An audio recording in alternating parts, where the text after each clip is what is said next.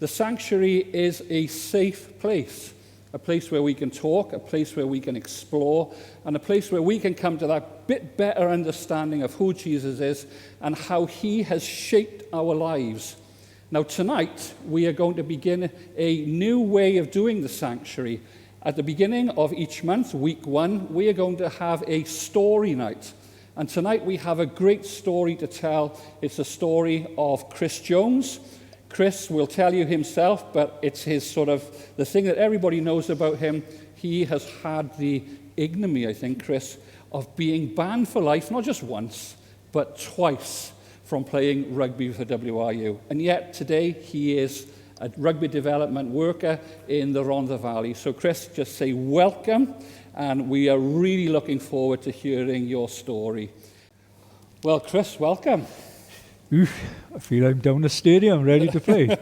I think there's probably more people in this room than there was in the stadium. Yeah, this it afternoon, was. actually. That's right. That's So true. let's get to business. Did you enjoy the game?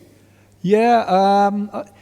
Did I enjoy the game? I enjoyed the win, but disappointed perhaps a bit with the performance. And I'd wish that the Irish had 15 on the field to really test us out to see where we are. Yeah, but we take a win. You're sounding like a true coach. Yeah. Oh, coaches always take wins, no matter what. Now then, Chris, you're trying to work out the maths. I'm guessing that you kind of grew up in the Rhondda Valleys pretty much in the 70s. Yeah, 60s, early 70s. Early 70s. Yeah. So in those days, the pits were still open. Places like Porth and Tonopandi were still very much thriving towns in those days. Yeah. What was it like for you as a young man growing up in that environment?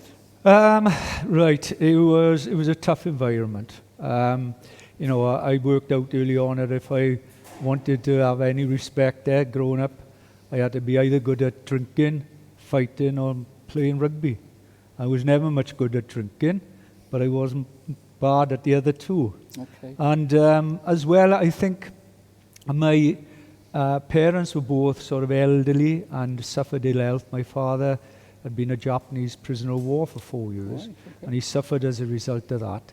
I had an older sister and a younger brother. Mm-hmm. So I had no one to fight my battles, basically. Okay. And, really, I had to be prepared to stand on my own 2 feet to look after myself, and I did.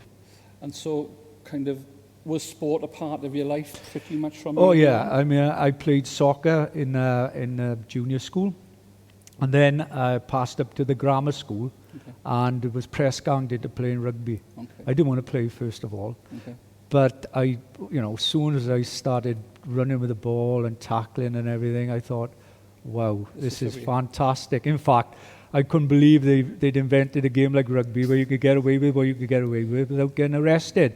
And I thought, this is a game for me. So you were living in Porth in those days? Yeah, living in Porth. Living in Okay. Cummer, Cummer. just above Okay, Porth, yeah. Okay. And so you started playing rugby then, schools level and youth Yeah, level?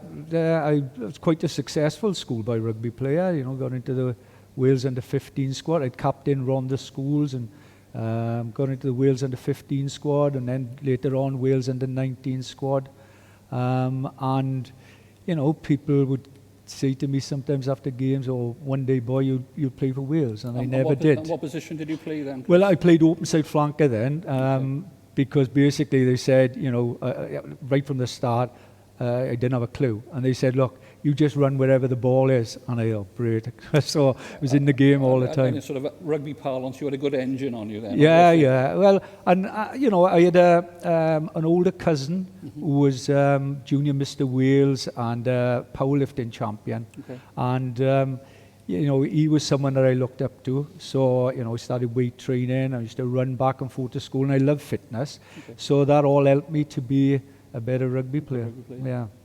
And so you enjoyed the sport, you enjoyed the sort of the physicality of the sport, and in those days there was a lot of it on the field. You didn't have TMOs and cameras and all of that kind of stuff.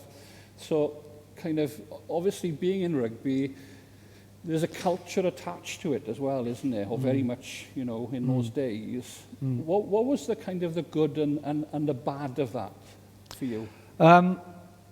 Well, I'd have to say, like I said, I was never much of a drinker until I was sort of older, really, because I just wanted to be, fit and to play well, and wanted to be a bit of a tough guy and all this like.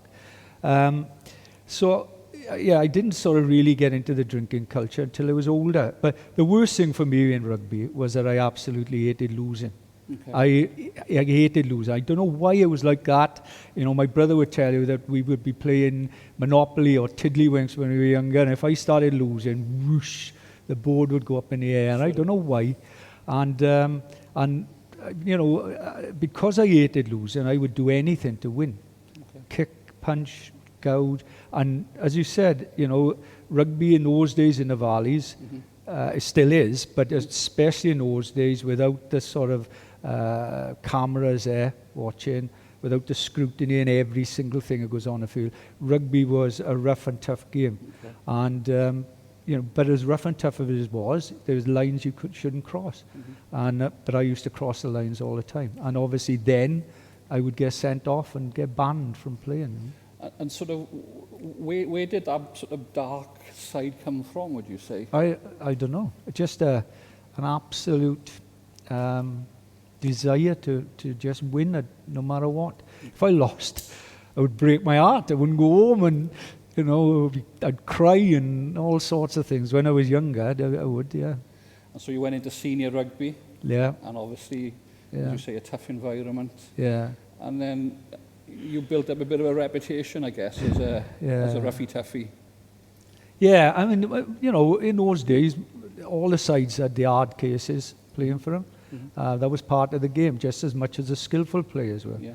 But I had this reputation, I suppose, and I lived up to the reputation, or tried to live up to it. Okay. And, so many of us do that, and we put a mask on. It's not a real person, but, living up to this reputation. And what became more important for me in the end, I suppose, was living up to the reputation rather than winning a game. And it was trying to outdo, what I'd done last time, becoming more and more stupid, if you like. And I suppose that culminated in a sending off up in Trubert on Boxing Day when I hit the referee for sending me off, and then, wanting to fight the crowd and run up the mountain by the side of the field in temper. Welsh Rugby Union found out and banned me for 6 months. And then that led on then after the 6-month ban. Got sent off then against Cardiff. I came back, played a couple of games, and we played against Cardiff, the Man United of big Welsh fixture. Rugby, maybe World Rugby, Yeah. with all their internationals and everything. And it was a bit of a notorious game up in Treorchy. 4 of us got sent off, and I was the first one to go. And obviously, after being banned for 6 months, I got banned for life then after that.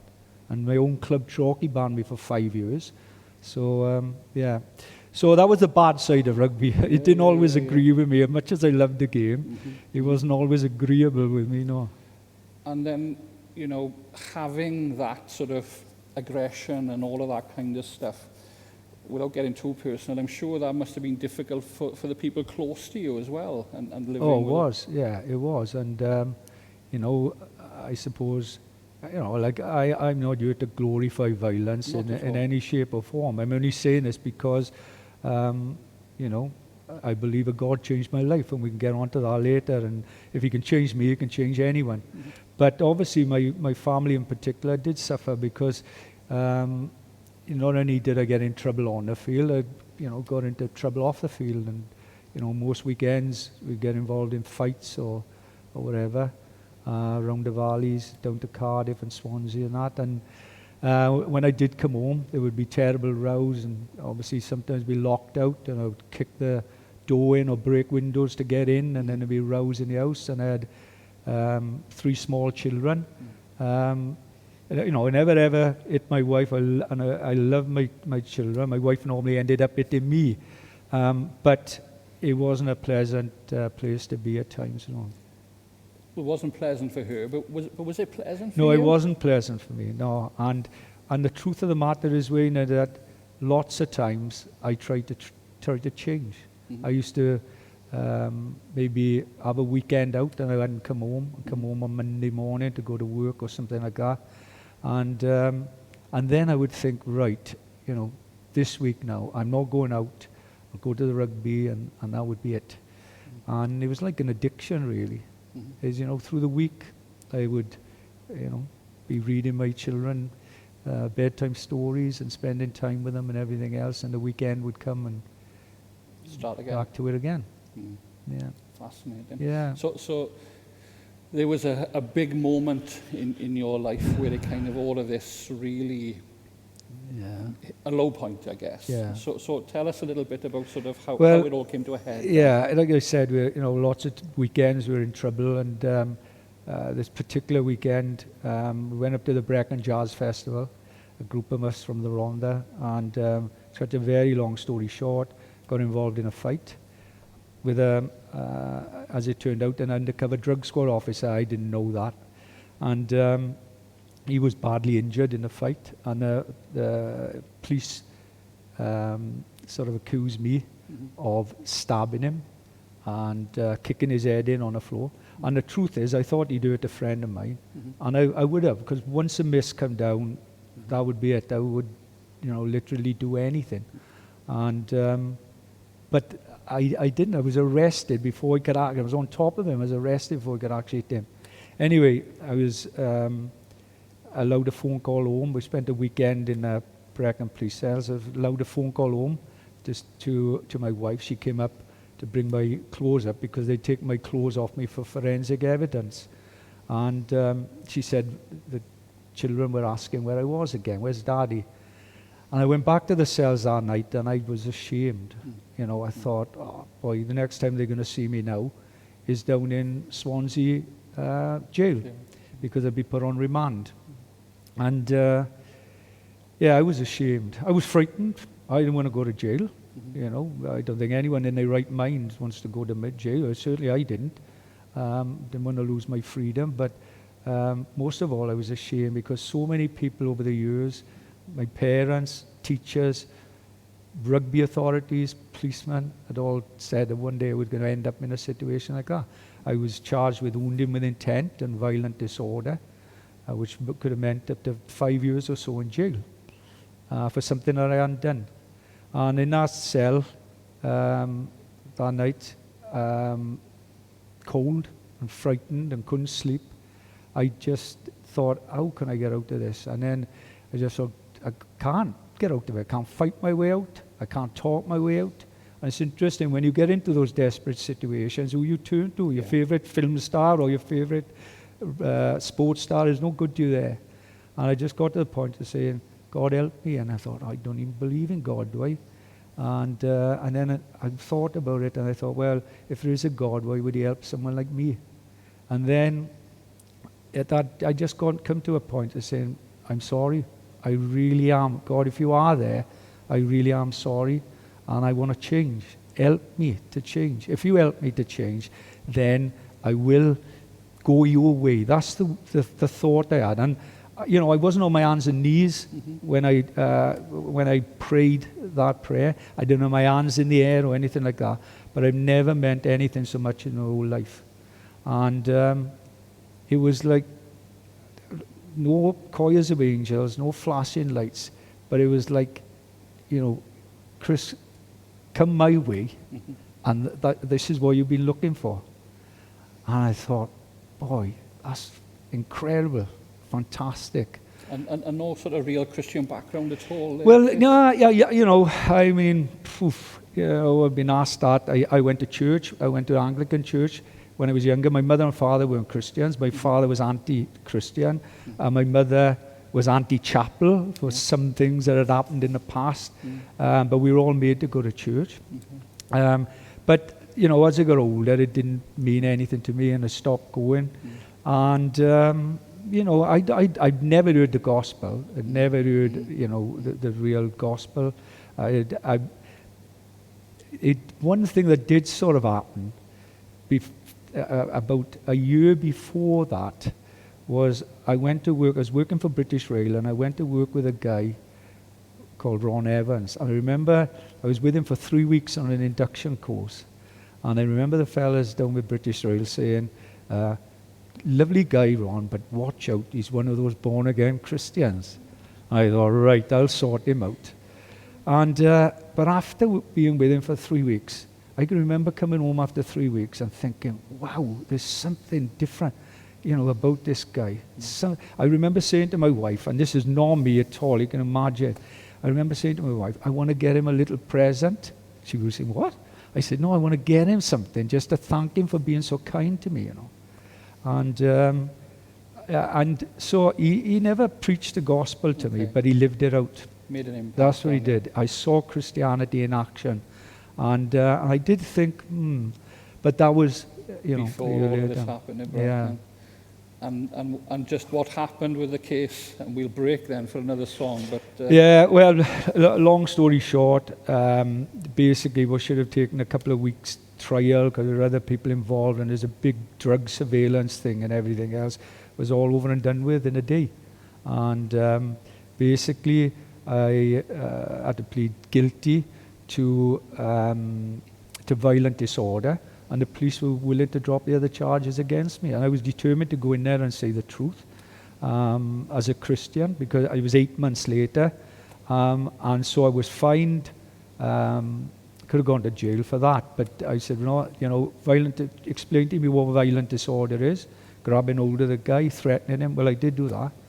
And and I was fined about £700 and given a suspended sentence for a year or 2 years or something like that. So I was allowed to go home. You didn't go to jail. You didn't go to jail. I was allowed to go home. Fantastic. I was trying to work it out. You become a Christian then roughly around 30 years of age, something like that? 32. You were 32, yeah, right? Yeah. And yet you stayed in that world. Well, not exactly. So no. What happened? Well, after I became a Christian, I thought, right, I don't want anything to do with rugby. I thought, wow, this is fantastic. This is a new way to live life. Rugby's just always been, not good for me, really. Enjoyable times, but also, caused me a lot of problems. And so I thought, right, I wouldn't have anything to do with it. And then I started to go to a church down in Porth, and the pastor there became a great friend of mine, a guy called John Bullock. He encouraged me to get back involved. And my brother we'd left Pontypridd and Clive had gone back to Torquay to coach, and he was on to me to come back up and coach. And I said no. And then John was saying, no, Chris, what a great opportunity to be able to witness for Jesus in that type of environment. They need to hear, the rugby world needs to hear about Jesus Christ as well. And he said that, rugby wasn't a problem. It was Chris was the problem. You're in a better situation now. So I got back involved. And then obviously from there, you saw those pictures there, then we sort of managed to get promotion with Torquay. And there was get through with the Phil first division. Davis was on there. Phil was there, yeah. And so people knew you in Torquay. Yeah. What difference did they see to the Chris Jones that they knew a few years before to this Chris Jones? Well, I mean, obviously you'd have to ask them that, really. But I know that when I went back, I think, a lot of the boys thought I was going to coach like I used to, because I coached Pontypridd and coached Torquay before that. And just to say, my father, a big Pontypridd man, he tells some stories about you and Clive in those days, so I know that. Yeah. I coach the same way as I played, and I want forwards to play like I did, and do what I did. And obviously, when I became a Christian, I couldn't do that anymore, and I didn't want to do that anymore. But I think, having said that, any of the teams I coached, whether it was Torquay or whether the youngsters I coach now, anyone who plays against them knows they're going to be in for an hard game, because the boys are going to be committed, they're going to get stuck in, and they're going to fight for every single ball they can get on a field. But they'll play within the rules as well. And that would be a difference. And those boys saw that in you, would you say, Chris? What happened from the days up in Torquay is that we just realised after a while we couldn't keep paying the players, a small village team. So we had to try and produce our own, and they started the schools work.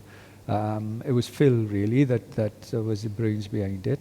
And they wanted someone to go into the schools to coach. Well, I was thinking to myself, right, okay, how am I best going to express my Christian faith? How am I going to put my Christian faith into action? I didn't just want to sit in a pew. And you know, I was a type of rugby player and a type of person, I suppose, who, you know, would say they would do anything. So when I became a Christian, I said, right, God, I'll do anything. And I meant it. This life was so good. You know, the peace and the contentment and the fulfillment I had of being a Christian was so great. I thought, you know, how can I ever repay you? I'll do anything. Well, the thing was, I couldn't speak Chinese, and I couldn't speak North Korean or anything like that. But you could speak But I Rwanda. did know about rugby. And so I said, I'll go in the schools and coach. One problem, of course, was my past reputation. Yeah. You know, I mean, I think a lot of the teachers and head teachers are saying, wow, are we going to have him in the schools? But the old saying is, isn't it, people don't care how much you know until they know how much you care. Mm-hmm. And I did care, and I do care, Mm-hmm. because I was once where those kids were, Mm-hmm. you know. So, yeah, so we started the schools work, and that's basically what I'm doing and I know. And I asked about, you know, the people close to you before you became a Christian and how that affected them. Yeah. How did it affect them when you became a Christian? The you know, the family? guys that coached and Yeah. whatever, well, you know, I've never had any problems and that with it. I mean, one or two of them might have had a bit of fun, like, but I never really had any No. sort of real hassle about it.